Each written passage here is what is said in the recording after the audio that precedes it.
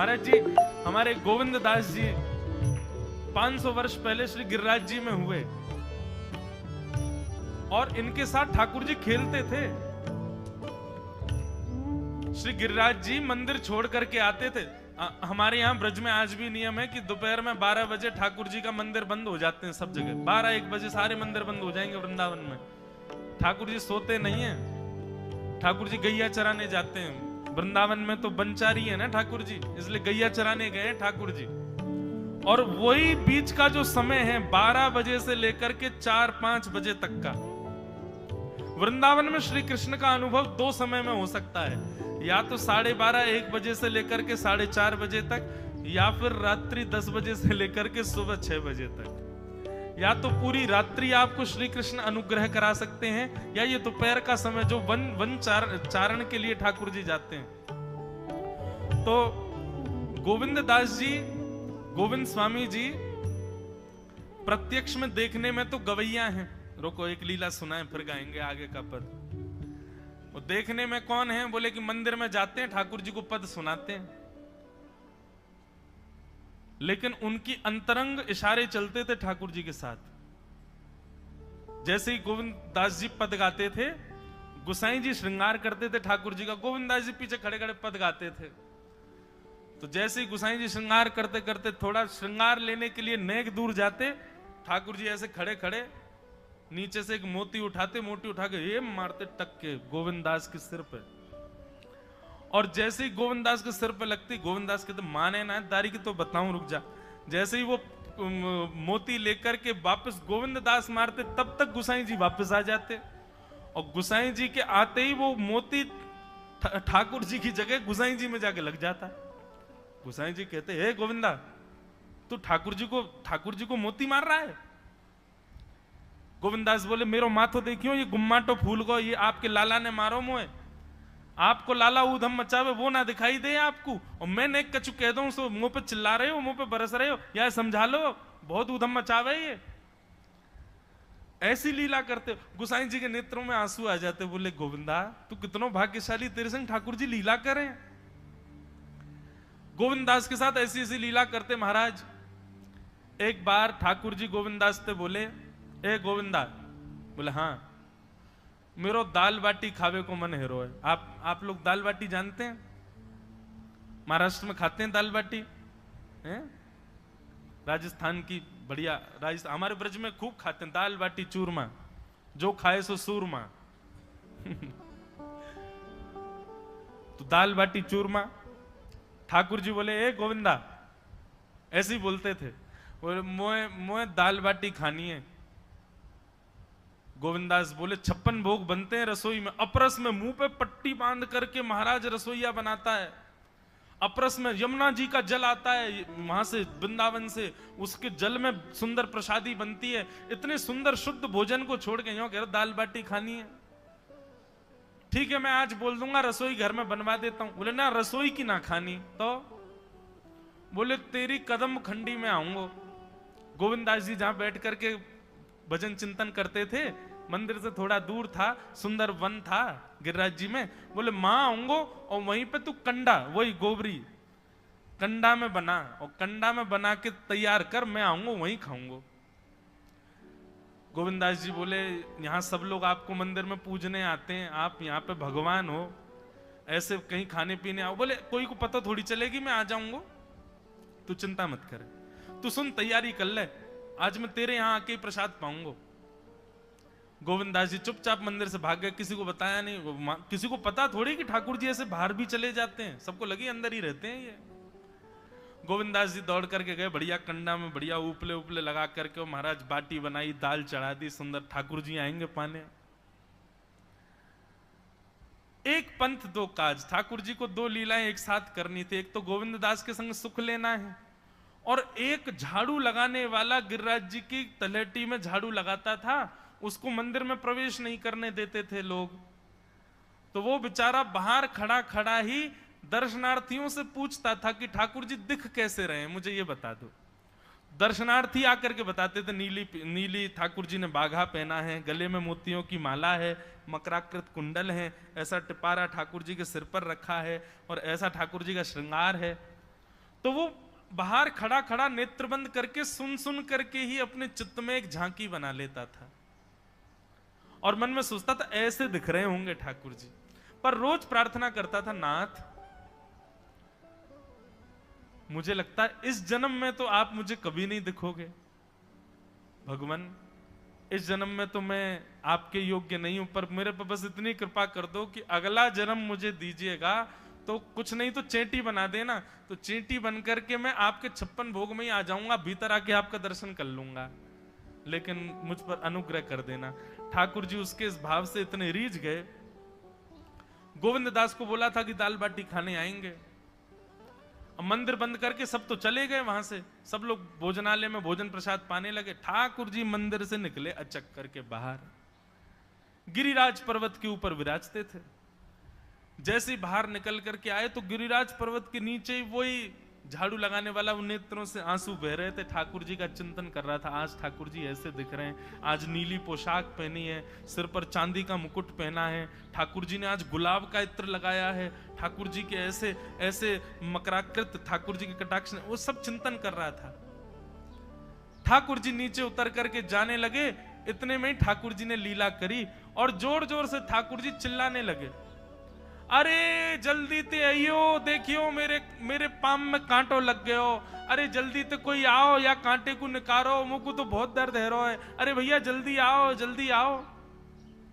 अब ये स्वर जैसे ही सुना उस झाड़ू लगाने वाले ने, उसके नेत्र खुल गए, उसने देखा, बोले कि ये स्वर कहां से आ रहा है। उसने जैसे ही नेत्र उठा करके ऊपर देखा तो नीला बाघा पहना है, मोतियों की माला पहनी है, मकराकृत कुंडल पहना है, चांदी का मुकुट चमक रहा है मस्तिष्क पर, ठाकुर जी के केश घुंघराले लहरा रहे हैं और ठाकुर जी अपना एक पाम हाथ में पकड़ करके और एक पैर पर लंगड़ी जैसे खेलते हैं ऐसे ठाकुर जी कूद रहे हैं यहां से वहां। नीचे से झाड़ू लगाने वाले लिखे, अरे ऐसा पुरुष तो मैंने जीवन में कभी नहीं देखा, ये कैसा पुरुष है। नीचे से ही ठाकुर जी को देखने लगा। अब स्वरूप उसको पता था तो उसने कही ये जरूर ठाकुर जी होंगे, वहीं से प्रणाम करें। ठाकुर जी बोले प्रणाम कर रहा हूं, दारी के जल्दी ऊपर आ, कांटो लगो मेरे पाम में या को निकार।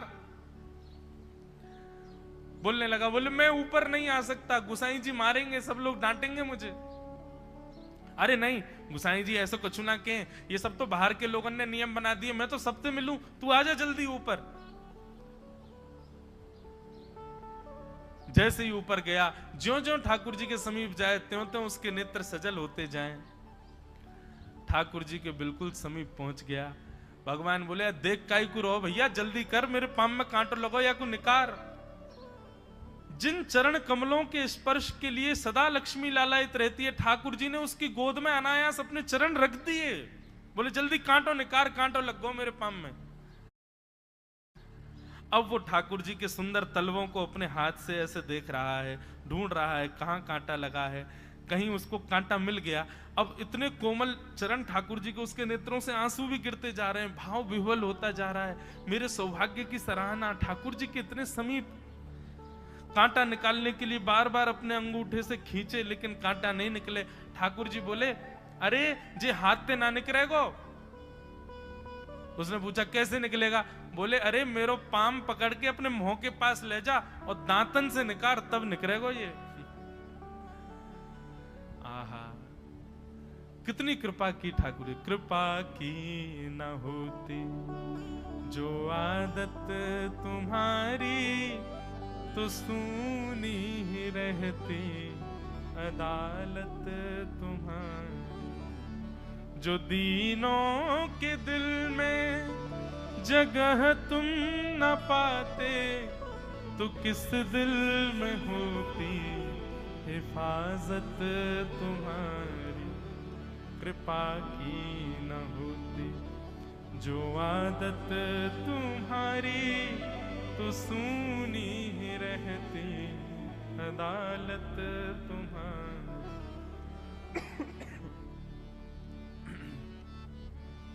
कितनी कृपा। उसने कांटा निकाला मुख से। ठाकुर जी बोले अब चल, मुंह से चलो ना जा रहा। गोविंद दास ने अपनी कदम खंडी में दाल बाटी बनाई है, मुंह ले चल वहां पे। बोला कैसे लेके चलूं? बोले तेरे कंधान पे बैठ जाऊंगा मैं। और ठाकुर जी ने अपने दोनों पांव ऐसे लटका लिए उसके यहाँ पे और सिर पकड़ करके उसके ऊपर ही बैठ गए। बोले चल ले चल मुकु। वो तो महाराज बेहोशी सी हो रही है, उसको विश्वास ही नहीं हो रहा ठाकुर जी मेरे संग इतनी बड़ी लीला कर रहे हैं। गोविंद दास की कदम खंडी में पहुंचने से पहले उस बालक ने ठाकुर जी गोविंद दास जी मुझे बहुत मारेंगे, अगर उनको पता चल गई मैंने आपको छू लिया है तो मुझे बहुत डांटेंगे। आप एक काम करो, अब यहां से आप पैदल चले जाओ, मैं यहीं खड़ा हूं। ठाकुर जी बोले यहीं खड़ो रही हो, तेरे काजी दाल बाटी लेके आऊंगा मैं। ठाकुर जी पहुंच गए गोविंद दास के पास। आहा, जो ठाकुर जी अचल दिखते हैं सबको मंदिर में, वो सचल दिखते हैं गोविंद दास को। कितनी बड़ी कृपा। गोविंद दास के यहाँ ठाकुर जी पहुंच गए और पहुंच करके ठाकुर जी बोले चल गोविंदा जल्दी खवा, मुझको तो बहुत जोर की भूख लगी है। गोविंद दास बोले हाँ हाँ बिराजो।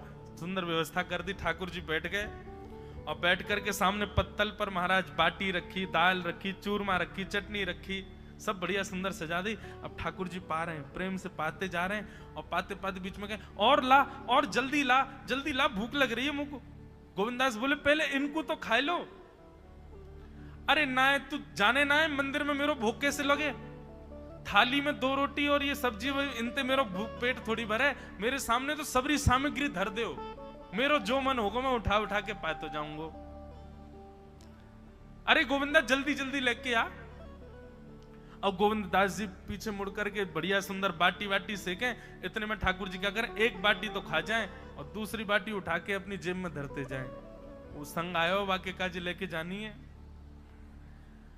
अब तुम्हारा ठाकुर जी खाते जाएं भरते जाएं, खाते जाएं भरते जाएं। गोविंद दास बोलो ठाकुर जी ये तो मैं मानूं कि आपकी खुराक बहुत है, पर इतनी ज्यादा है ये मुझको विश्वास नहीं है रो है। क्यों हैं 56 बाटी खा गए हो अब तक आप? अरे कोई तुक ना है, पेट है कि समुद्र है, कुआ है, कहा है आपको? ठाकुर जी बोले अच्छा दारी के ऐसे बोले, चलो जाऊंगा मैं। अरे नहीं जय आप तो पाओ। ठाकुर जी तो जेब में भरते जा रहे थे। अब ठाकुर जी का पेट भर गया। ठाकुर जी बोले चल भैया गोविंदा अब पेट भर गयो, नेक देर हम एक पेड़ के नीचे बैठ के नेक सुस्ताए लें, फिर बाकी बाद मंदिर में जाएंगे, 4 बजे मंदिर खुल जाएगा दर्शन देने। जैसे ही ठाकुर जी खड़े भये महाराज, सोई उनकी पीतांबरी फैल गई। पीतांबरी फैली। गोविंदास बोले जय जय ये बाटी खाए के आप इतनी जल्दी मोटे कैसे है गए? ये पेट आपको है तो सही, लेकिन ये इतना चौड़ो कैसे है गो? और पेट कोई खावे तो वो आगे की तरफ निकल रही है, ये कोने में कैसे निकल रहा है? ये दोनों तरफ पेट बाहर कैसे आ रहा है आपको? ठाकुर जी बोले ना कछु ना कछु, नहीं दिखाओ। अब तो महाराज गोविंदास ने पकड़ के जैसे पकड़े तो अंदर से बाटी निकल आई। जे बाटी कौन के काजे भर के ले जा रहे हो? सही बताइयो लाला, कौन के काजे? कोई और सखा बना लियो तुमने मेरे अलावा? गोविंदास जी बाहर गए, बाहर जाकर के देखा तो एक वृक्ष के पीछे वो झाड़ू लगाने वाला बैठा था। अच्छा तो अब जे आपको सखा बन गए, जे आपको मित्र है गयो, या के काजे बाटी भर के ला रहे हो?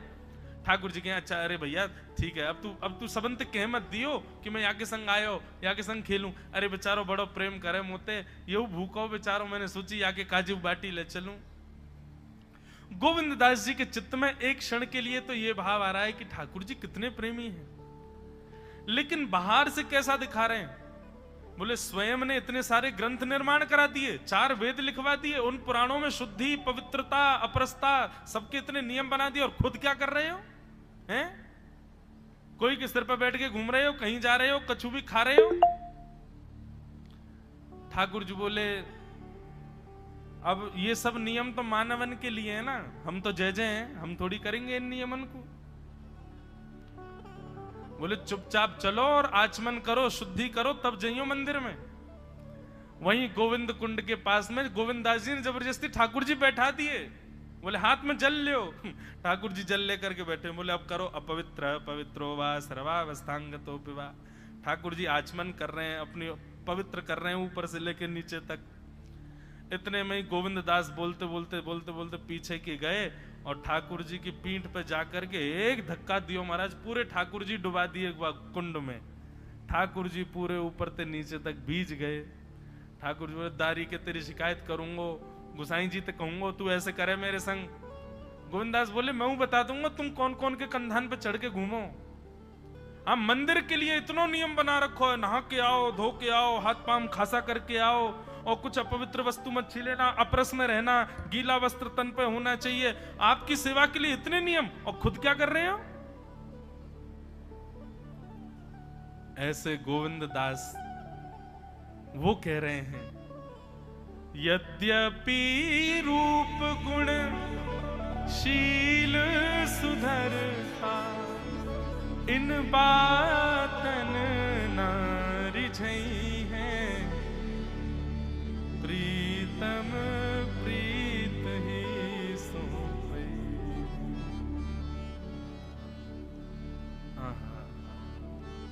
प्रीत ही सो